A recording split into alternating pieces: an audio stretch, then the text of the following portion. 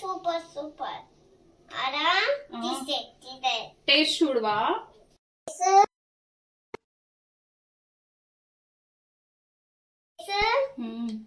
ఒకేసారి టేస్ట్ చూడు.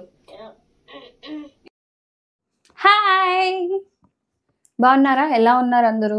ఇప్పుడు వెదర్ బాగాలేదు కాబట్టి అందరికీ ఫీవర్స్ వస్తున్నాయి. అందులో నాకు కూడా ఫీవరిష్గానే ఉందన్నమాట. హెల్త్ బాగాలేదు కాబట్టి ఇన్ని రోజులు వీడియోస్ అనేది నేను తీయలేదండి, పెట్టలేకపోయాను. Sorry for that. ఈరోజు ఏంటి అంటే నోరు మనకి కొంచెం ఇబ్బందిగా అనిపిస్తుంది కదా, ఏమీ తినబుద్ధి కాదు కదా. కానీ ఈ టైంలో మనం రైస్ కన్నా టిఫిన్స్ ఎక్కువ తింటూ ఉంటాం కాబట్టి మన నోటికి టేస్టీగా ఉండేది చట్నీ తయారు చేస్తున్నాను. అది అల్లం చట్నీ అనమాట. కానీ టేస్ట్ అయితే చాలా బాగుంటుందండి. అల్లం మనం ఇలా ఫీవరిష్గా ఉన్నప్పుడు తింటే మన హెల్త్ అనేది త్వరగా ఫీవర్ తగ్గిపోతుంది, కొంచెం హెల్త్ ఇంప్రూవ్ అవుతుంది అనమాట. కాబట్టి ఇది చాలా టేస్టీగా అనిపిస్తుంది. మనకి జ్వరం వచ్చినప్పుడు తినాలనిపించదు కదా, ఆ టైంలో ఇది టేస్టీగా తినాలి అనే ఫీలింగ్ వస్తుంది అనమాట. తింటున్న కొద్దీ మనకి తినాలనేది బాగుంటుంది. మేము ఇప్పటి వరకు బయటే తెచ్చుకొని తింటున్నాము టిఫిన్స్, ఎందుకంటే అస్సలు ఓపిక లేదనమాట. ఇప్పుడు కొంచెం బెటర్గా ఉన్నాను అనేసి ఈ అల్లం చట్నీ చేసి పెట్టుకుందాము, కొంచెం హెల్దీ ఇంట్లో తిన్నట్టు ఉంటుంది అనేసి చేస్తున్నాను. మా ఆయనకైతే అసలు ఏం రావండి ఇలాంటివి ఏవిను, కాబట్టి అన్నీ బయట నుంచి తెచ్చి పెట్టేస్తున్నాడు. చూద్దామా ఇది ఏ విధంగా తయారు చేయాలో. దీనికి కావాల్సిన ఇంగ్రీడియంట్స్ చూడండి. మెయిన్గా పులుపు, నెక్స్ట్ అల్లం అనేది ఉంటుంది, ఓకేనా. అయితే ఈ కారం వరకు మనం పచ్చిమిరపకాయలు కానీ ఎండుమిరపకాయలు కానీ ఏవైనా వాడుకోవచ్చు. నేనైతే ఇప్పుడు పచ్చిమిరపకాయలు ఎక్కువ ఉన్నాయి కదా ఇంట్లో అనేసి ఇవి వాడుతున్నాను. ఈ పచ్చిమిరపకాయలు కానీ మనం ఎండుమిరపకాయలు కానీ కట్ చేసినప్పుడు కారం అవుతుంది చేతులకి అని అనుకుంటాం కదా, అలాంటప్పుడు ఇక పచ్చిమిరపకాయ ఉంటుంది కదా, కట్ చేయకుండా వేసారంటే అది పేలిపోయి బాంబులాగా మన మీదే పడిపోద్ది. అలా అస్సలు చేయకండి. పచ్చిమిరపకాయని కానీ ఎప్పుడైనా కూడా మనం కట్ చేసే వేయాలి. దానికోసం నేను ఏం చేస్తాను అంటే ఇలా వేళ్ళకి మధ్యలో పెట్టి ఈ థంబ్ ఫింగర్తో ఇలా ఇరిగిపోతుంది, మనకు కారం ఏం అతుక్కోదు. చూడండి ఇంతే, ఇలా వేసేస్తా అనమాట. ఎందుకంటే నాకు చిన్న బాబు ఉన్నాడు కదా, వాడికి స్నానం చేయించేటప్పుడు మళ్ళీ వాడికి కారం అనేది అంటుతుంది, అందుకే ఇలా చేస్తా. ఇలా రాకపోతే మంచిగా సిజర్ తోటి కట్ చేసేసుకోండి, టెన్షన్ ఉండదు. ఎండుమిరపకాయలు అయితే సిజర్తో కట్ చేసేసుకోండి. చూడండి, ఎండుమిరపకాయలు అయితే మనం ఆయిల్ వేసేటప్పుడు అసలు కట్ చేయాల్సిన అవసరం కూడా లేదు ఎండుమిరపకాయలు వేస్తే. కానీ పచ్చిమిరపకాయల వరకు అయితే అవి మళ్ళీ మన మీదే చింది పడతాయి అన్నమాట. నెక్స్ట్ వచ్చేసి అల్లం అనేది మంచిగా పీల్ చేసేసుకొని కట్ చేసుకొని చిన్న ముక్కలుగా పెట్టుకోండి. చింతపండు అండి, చింతపండు ఇది పులుపు కోసం వేస్తాం. ఇందులో కొంచెం మనం వేడి నీళ్ళు వేస్తే మనకి పచ్చడి నిలువ ఉంటుంది అనమాట. 2 వారాలైనా సరే నిలువ ఉంటుంది వేడి నీళ్ళు వేస్తే. బెల్లం మన టేస్ట్కి తగ్గట్టుగా బెల్లం వేసుకోవాలి. కొంచెం ఆయిల్ పడుతుంది, ఇందులో ఏమంత ఉండదు. మిగతావి ఇవి తాలింపు గింజలు ఇవి ఉంటాయి కదా, పచ్చిశనగపప్పు, మినప్పప్పు, జీలకర్ర, ఇంకా వెల్లుల్లిపాయ కూడా వేసుకోవచ్చు. ఆల్రెడీ జ్వరం ఉంది కాబట్టి ఇంకా వెల్లుల్లిపాయ ఇంకాస్త వేడి అని ఇప్పుడు వేయట్లేదు, నార్మల్గా మీరైనా వేసుకోండి. స్టవ్ ఆన్ చేసుకొని ప్యాన్ హీట్ అయిన తర్వాత కొంచెం ఆయిల్ వేస్తున్నాను, కొంచెమే అండి పచ్చిమిరపకాయలు వేయడానికి. ఈ పచ్చడి మనం ఇంకా నిల్వ ఉంచుకోవాలి అని అనుకుంటే కనుక ఏం చేయాలంటే, మనం పచ్చడి మొత్తం చేసేసిన తర్వాత కాచి చల్లార్చిన ఆయిల్ వేసుకోవచ్చండి. లేదు ఒక వారము అలా అనుకుంటే కనుక పచ్చడి చేసుకొని మనం ఫ్రిడ్జ్లో పెట్టేసుకుంటే 2 వారాలైనా హ్యాపీగా ఫ్రెష్గానే ఉంటుంది అనమాట. టేస్ట్ అయితే చాలా బాగుంటుందండి ఇలా ఫీవరిష్గా ఉన్నప్పుడు మనకి టేస్ట్. నేను ఫస్ట్ పచ్చిమిరపకాయలు వేయిస్తున్నాను.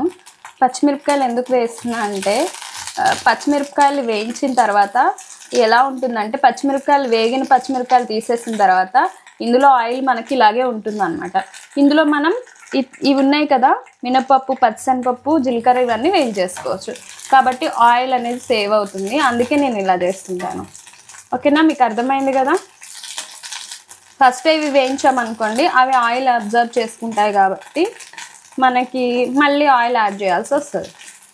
అదే పచ్చిమిరపకాయలు వేయించుకుంటే ఏంటంటే పచ్చిమిరపకాయలు ఆయిల్ని అబ్జర్వ్ చేసుకోవు, వీటికి అంటినంత ఆయిల్తోనే అవి వేగిపోతాయి. చూడండి, పచ్చిమిరపకాయలు అనేది పూర్తిగా వేగిపోయాయి. ఇప్పుడు మనం మిక్సీ గిన్నెలోకి తీసేసుకుందాం.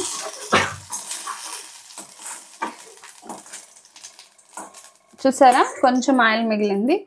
ఇదే ఆయిల్లో మనం పచ్చిశనగపప్పు,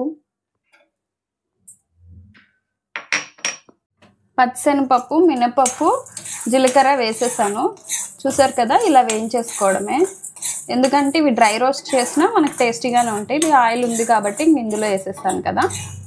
చూస్తున్నారు కదా, ఇవి కొంచెం కలర్ చేంజ్ అయితే చాలండి, మనకి గ్రేవీ లాగా బాగుంటుంది అనమాట చట్నీ. అందుకోసం అనమాట ఇవి వేసుకుంటాము. నార్మల్గా కూడా ఇది ఆంధ్ర సైడ్ చేస్తుంటారు అనమాట, కృష్ణా డిస్టిక్, శ్రీకాకుళం అటు సైడు. ఉత్తిగా ఓన్లీ ఏమంటారు, అల్లము, పచ్చిమిరపకాయలు కానీ ఎండుమిరపకాయలు కానీ చింతపండు బెల్లం వేసేసి చేసేస్తారు సింపుల్గా. వాళ్ళకి అటు సైడ్ మీరు వెళ్తే హోటల్స్లో కూడా ఇదే దొరుకుతుందండి. మామూలుగా పల్లీ చట్నీ దొరుకుతుంది, ఈ చట్నీ కూడా కంపల్సరీ ఉంటుంది. చాలా బాగుంటుంది అనమాట. ఈ చట్నీ కోసమే తింటారు, అంత బాగుంటుంది. మనం సింపుల్గా ఇంట్లోనే చేసుకోవచ్చు. మనకి ఇట్లా నోరు చేదుగా ఉన్నప్పుడు అట్లా మనకి టేస్ట్ అనేది ఇస్తుంది అనమాట ఈ చట్నీ. కాబట్టి అల్లం ఎక్కువ వాడండి అన్హెల్దీగా ఉన్నప్పుడు. చాలా హెల్త్ అనేది మళ్ళీ మనకి సెట్ అయ్యేలా చూస్తుంది. చూడండి, ఫైనల్గా మనకి ఇవన్నీ వేగిపోయాయి. మనం మిక్సీ గిన్నెలోకి తీసేసుకున్నాము. జస్ట్ కలర్ చేంజ్ అయితే చాలండి, వేగాయి కదా, తీసేసుకుంటే సరిపోతుంది. ఇప్పుడు అల్లం అనేది మనం ముక్కలు చేసి పెట్టుకున్నాం కదా, జస్ట్ లైట్గా వేడి అయితే చాలు. ఎందుకంటే 2 వీక్స్ మనకి నిల్వ ఉండాలి అంటే కొంచెం వేడి చేసుకోవాలి. మళ్ళీ అల్లం బ్రౌన్ కలర్ అట్లా ఏం అవసరం ఉండదండి. అల్లం వేస్తున్నాను, ఇది కొంచెం వేగితే చాలు. జస్ట్ హీట్ అయితే అల్లం ముక్కలు మనకి పచ్చడి అనేది పాడకుండా ఉంటుంది అనమాట. అంతే, మీ టేస్ట్కి తగ్గట్టుగా అల్లం అనేది వాడండి. నేను ఇంత వేస్తున్నాను ఎందుకంటే పచ్చడి కొంచెం ఎక్కువనే అవుతుంది కాబట్టి కొంచెం అల్లం ఎక్కువ వేస్తాను. మీరు తక్కువ కూడా చేసుకోవచ్చు అండి. గ్యాస్ ఆఫ్ చేస్తున్నాను. మనకి ఈ అల్లం అనేది ఇట్లా డ్రై అయినట్టు వేగితే చాలు, డ్రై అయినట్టు వేడికి వేగితే చాలు అనమాట. ఎందుకంటే మనకి టేస్ట్ అనేది బాగుంటుంది, ప్లస్ నిల్వ ఉంటుంది. అందుకే ఈ పౌడర్ ఇది ఉంది కదా, ఇది మొత్తం మిక్సీ పట్టేద్దాం. ఇది మెత్త పేస్ట్ లాగా అయిపోవాలి. చూడండి, పౌడర్ అయిపోయింది. ఇది కొంచెం మెత్తగా ఉంది కదా, మనం ఇక్కడితో అయిపోలేదు. మనం అల్లము, చింతపండు, బెల్లం ఇవన్నీ వేసి ఒక్కొక్కటి యాడ్ చేసుకుంటా మిక్సీ పట్టాలి. మనం ఇక్కడితో అయిపోలేదండి పచ్చడి. దీంట్లోకి మనం అల్లం ముక్కలు, చింతపండు, వేడి నీళ్ళు నానబెట్టుకున్న చింతపండు ప్లస్ బెల్లం వేసి ఒక్కొక్కటి యాడ్ చేసుకుంటూ మిక్సీ పట్టాలి. కొంచెం సాల్ట్ వేస్తున్నాను, ఓకేనా. సాల్ట్ మనం కావాలంటే తర్వాత యాడ్ చేసుకోవచ్చండి. నేను ఫ్రై చేసేటప్పుడు, ఇవన్నీ ఫ్రై చేసేటప్పుడు నేను ఆయిల్ చాలా తక్కువ వేసాను కదా, ఎందుకంటే మా అందరికీ ఫీవర్తో పాటు కాఫ్ ఉందండి. అందుకే ఆయిల్ అనేది నేను చాలా తక్కువ వాడాలనుకున్నా, అందుకే అలా వేసాను. మీరు కావాలంటే ఇంకొంచెం ఎక్కువ వేసుకోవచ్చు. చూడండి, అల్లం ముక్కలు వేసాను. మళ్ళీ మనం మిక్సీ పడదాము. చూడండి, ఇప్పుడు ఫైనల్గా చింతపండు వేస్తున్నాను. లాస్ట్లో మనం బెల్లం వేసేసుకోవచ్చు, లేదు అంటే అన్నీ కలిపి ఒకసారి వేసేసుకోవచ్చు అండి, నో ప్రాబ్లం. మిక్సీ అయిపోతే చాలు కరెక్ట్గా. చూడండి, పచ్చడి పేస్ట్ లాగా అయింది. ఫైనల్గా నేను బెల్లం వేస్తున్నాను.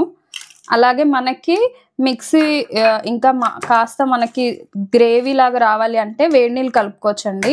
మనకి మిక్సీ వేయడానికి ఇట్లా రావట్లేదు, ఇబ్బంది అవుతుంది అన్న టైంలో కూడా వేడి నీళ్ళు కలుపుకుంటే మంచిగా గుజ్జుగా వస్తుంది.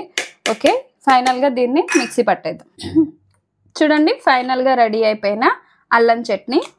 టేస్ట్ చూసానండి, చాలా బాగుంది. కొంచెం సాల్ట్ తక్కువ అయితే వేసాను అనమాట.